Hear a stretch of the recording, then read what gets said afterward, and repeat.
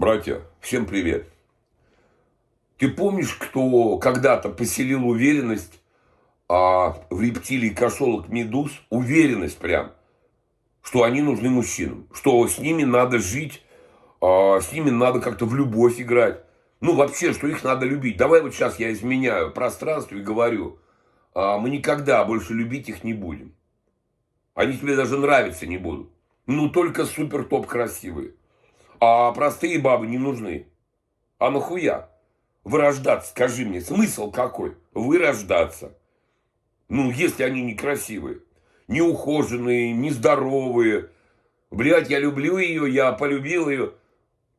Знаешь, если тебе долго долбить в голову, что ты должен ее полюбить или, знаешь, в одну комнату вас закрыть вместе на год, блядь, и посмотреть, что получится. Через год ты любую шалаву полюбишь. И она тебя. Вы полюбите друг друга, у вас выхода не будет. Вот такое ощущение, что у тебя в жизни вот выхода не было, как не полюбить ее. Вот примерно так любовь и происходит. Не то, что, вы знаешь, там человек был достоин. Скажи мне, чем она была достойна твоего внимания? А кто объяснил, что женщинам надо дарить, ухаживать? Зачем? Она выберет другого. Понимаешь, какой маразм она, если ты не будешь давать ей бабки, заботиться о ней, она выберет другого. Все говорят так женщины. Я тогда найду другого. Зачем ты мне? Понимаешь, да? А потом ты задаешь такой вопрос. Сам себе, не мне, мне похуй на эти вопросы. Я уже давно их решил. Блядь, зачем я с ней связался? Какая моя цель была? Знаешь, мне нравится, ну, практически 99% YouTube-каналов из оленей, вот из-за пархатых оленей делают еще оленей такого высшего пилотажа, которые как бы не олени, но они в браке и рожают там детей от каких-то телок, от РСП, от других, и они убеждают. Вот я чем больше смотрю, я поражаюсь. Насколько знаешь, вообще вот эта тематика, кто создает ее не на базе процесса расставания, как я, вот многие есть ребята, я знаю, вот я видео сам, вот посмотри просто, сделай сравнение. Человек, который пережил боль, который до конца жизни понял, что с женщинами жить нельзя, можно встречаться, можно общаться, но жить нельзя, говорю. Но у него все равно эйфория в голове, потому что мама с папой, бабушкой с дедушкой, нам нужно прожить всю жизнь в семейном союзе. Это тебе бабка с дедом объяснила. Или мать с отцом. Ты знаешь, ты потерянный человек, если ты так считаешь. Я тебе говорю, я пытаюсь мужчин изменить реально. Ну, реально тебе в голову заложить правильные мысли. Если ты молодой парень. Если тебе, блядь, 40-50, ты потерян нахуй. Если ты сам не пройдешь хотя бы, блядь, с десяток расставаний, когда бабы тебя по одному маршруту прокатят. Просто, блядь, прокатят. Ты один раз обождешься, второй, третий, четвертый, пятый. Да сколько бы ты ни делал это. Шансов, говорю, нет. Поставь крест на них, говорю, свою жизнь. Поставь во главе всего. Я еще раз повторяю, что главное для мужчин? Деньги. Твоя любая бывшая. Если ты зарабатываешь деньги, в 100% понимании вообще жизни вернется и будет умолять тебя жить с ней. Понимаешь, умолять. Ты можешь меня понять? Если у нее, конечно, не будет олень, который миллионы зарабатывает постоянно, и она ими пользуется. Но тебе нужна такая баба, которая живет чисто из-за денег. Скажи мне, нужна ли женщина человеку, которая живет с ним только из-за денег, и он это понимает? И все равно он ее любит, лишь бы с ней быть рядом. Он не может переболеть боль, ему страшно, когда ему больно. Он пытается избежать ситуации, которые рано или поздно с ним произойдут. Ну, ты сам прекрасно понимаешь.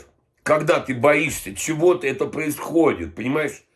Тебя жизнь учит на ошибках других людей. Жизнь показывает тебе, запомни, показывает. Вот тебе страшно расстаться с тёлкой, тебе она нравится. Тебя жизнь специально ведет в эту комнату расставаний. И как можно сильнее бьет тебя. Чтобы ты пережил, наконец, это состояние. Понял, что больше так жить нельзя. С женщинами жить нельзя, повторяю. Сколько раз сказать, кто это понял вообще? Ой, ха-ха-ха, смех, блядь. Знаешь, 90 с лишним процентов проживают жизнь одинаково, как все. Им кажется, это хорошо, это супер, это просто радость. Ты знаешь, что внутри самое главное у мужчины? Это уважение к себе. Уважение других людей. Вот мужчин. Тебе не похуям, уважает ли тебя какая-то шаболда. Вот скажи мне честно. Тебе как бы важно ее мнение? Вообще мнение бабушки, мамы тебе важно? Ну ты мужчина, какое мнение тебе важно? Твое личное мнение. Тебе важно. Если ты сам понимаешь, кто ты, вот ребята приходят на консультацию, умные люди, образованные, с деньгами, они не ценят себя. Они просто себя не ценят. Я смотрю на них, любой мужчина с уважением к нему относится. Он не понимает, как он смог там добиться чего-то. Это ж непросто. Ты ж непростой человек. Но любая РСПХа авторитета нахуй с кресла золотого скинет. И его место займет. Она авторитетом становится. Чем пилоткой? Авторитетная пилотка. Понимаешь?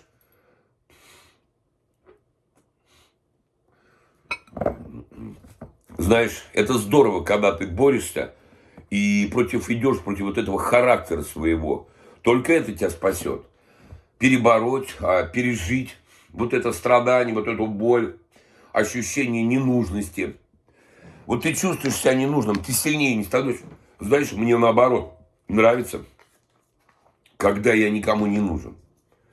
Никто мне не поможет, я никому не нужен. Ты знаешь, я это состояние приближаю сам, а потом я вхожу в него, блядь, вот так вот просто. Просто тону в этом болоте, блядь. А потом выползаю. Сама Вселенная тебя вытащит за шкирку. И к небесам полетишь, к счастью, к радости, в облака любви. Только любви к себе и уважению к себе. Ты думаешь, женщины не ценят мужчин, которые уважают себя больше, чем кого-либо. Которые уверенно живут со своими понятиями. У которых есть свое, знаешь, как мне женщины пишут? Ты честно сказал, я уважаю тебя за это, что ты имеешь свое мнение, которое хер кто разрушит. Поэтому я буду с тобой встречаться и спать.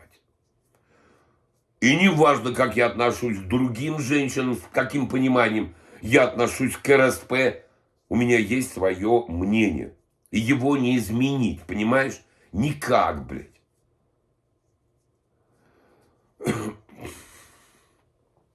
Знаешь, мужчинам очень сложно определить момент, когда вообще понять, вот сесть просто задуматься, зачем мне сейчас вот эта жена, если она мешает мне жить. Спокойно, я несчастлив. Мне грустно. Мне печально в жизни. Я не понимаю, я как будто лишний. Ты чувствовал себя в доме лишним. Вот она ходит, дети радуются, она что-то веселится, улыбается, живут своей жизнью. А ты вот так сядешь и чувствуешь, что ты как пустое место. Тебя нет, не существует, блядь. Они тебя не замечают, у них свои планы на жизнь. Ты выгоден им, да, ты решаешь вопросы. И ты свыкаешься, смирился такой. Ну да, я, блядь, вот я есть, но меня как бы и нет. Если я уйду, они не пострадают, они также с утра будут вставать, радоваться жизни, наливать себе чашку кофе, с утра ехать на работу, ребенка отвозить в школу, в детский сад. Я зачем тут? Вот баба очень умно сказала Андрюхе. Скажи, говорит, муж, блядь, а нахуя ты мне сдался? Он такой, как так, ты что говоришь сейчас? Квартира у меня есть новая, моя, ремонт, машины есть, охуенная работа, куча денег, ребенок. Ответь на простой вопрос. Нахера ты мне нужен? Она просто подала на развод, развелась с ним, он лет 15 жил один. Понимаешь, да? Сейчас он с новой телкой, я видел его, женщиной. Ну вот, вроде нормально. Но сам факт. Тебе женщина скажет, вот если у нее есть квартира, есть машина, есть ребенок, РСПшница, скажет, понимаешь, это ты к нам в семью, братан, пришел. Ты, понимаешь, ты никто для них. Ты пришел к ним в семью. Ну, каким образом ты нужен? Ну, если от тебя нет материальных вложений и сексуальных услуг каждый день, зачем? Кормить тебя? Ну, первое время покормят. Дальше что ты хочешь? Дальше ты будешь приходить, там будет пусто. Холодильник будет пустой для тебя. Для них нет. Они себе купят. А тебе нет.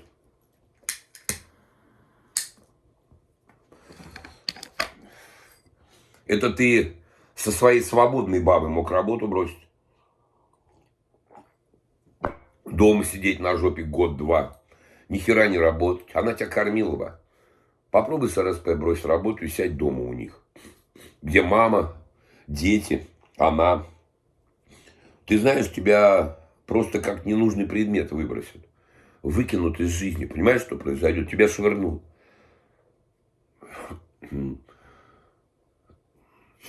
Знаешь, поменяй позицию в отношениях вообще к противоположному полу, к женщинам.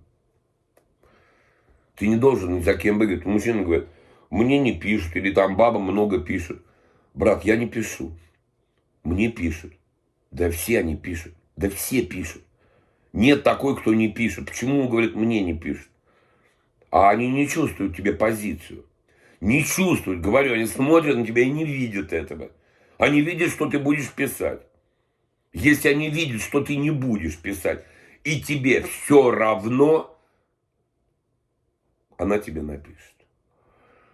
Ты пойми, ты просто никак не понимаешь, ты не веришь. Вот все говорят, мы верим в Бога, мы верим, что существует что-то. А по факту никто не верит. Богатые становятся, потому что верят. Умные, потому что они изучают вопрос. А 95, вот кто ходит во всякие верования, для них это прикольно, но они не верят реально. Реально не верят, что человек ментально чувствует друг друга. Мы даже, блядь, за 1000 километров понимаем. Вот твоя баба уехала, например, в Турцию к аниматорам с подружкой. Вот когда она тебе будет изменять, ты почувствуешь. Прям день в день, минута в минуту. Не веришь? Попробуй. Ты думаешь, это просто? Думаешь, у тебя чутье не работает? У всех работает людей до одного. Но никто не хочет это признать. Они улыбаются, смеются, знаешь, как вот собирают их. Аллилуйя, они прыгают там туда-сюда. Они не верят в это. Вообще не верят.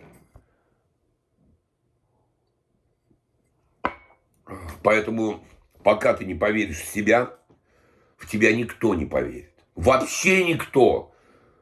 Женщины стремятся к сильным. Конечно, да. Ну, хорошо, она говорит, например, мне такой абьюзер не нужен. Сейчас очень выгодно называть людей со своей точки зрения, со своей абьюзерами. Ну, если ты против идешь определенной системы вот правил, которые она тебе устанавливает, ценности, говорит, мужчина не имеет права голос повысить, ударить не имеет права, что это такое? Я сразу уйду, там еще что-то. Подожди, как? Я не понимаю, ну, это она так считает, а я по-другому считаю. Она скажет, тогда нам с тобой не по пути. Брат, смотри, она говорит, нам с тобой не по пути. И что?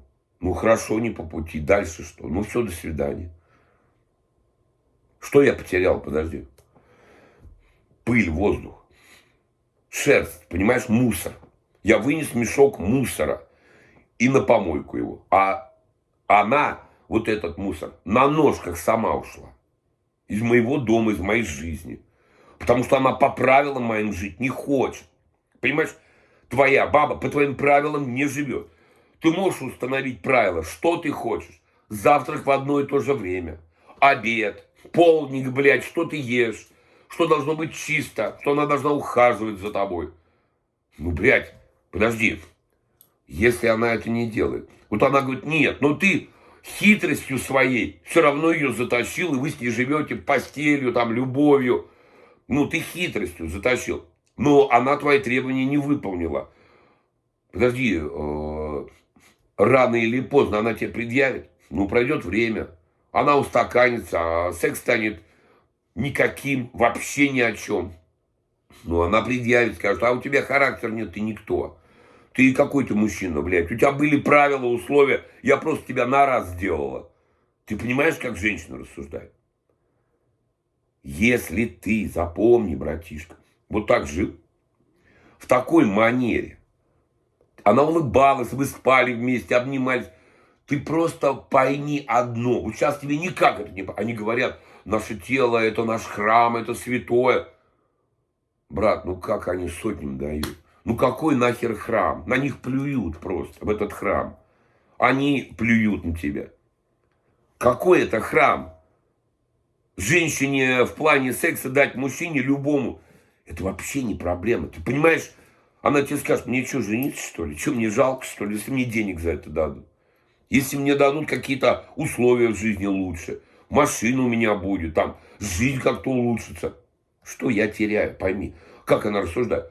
А что я теряю? Что она теряет? Нихуя не теряет. Если она видит факт приобретения. Что угодно просто, вот бесплатно, понимаешь? То она, ну ты ее в ресторане покормила, она же понимает, что я пожрала в ресторане, ну как бы я должна дать. Ну, ты можешь ей это объяснить.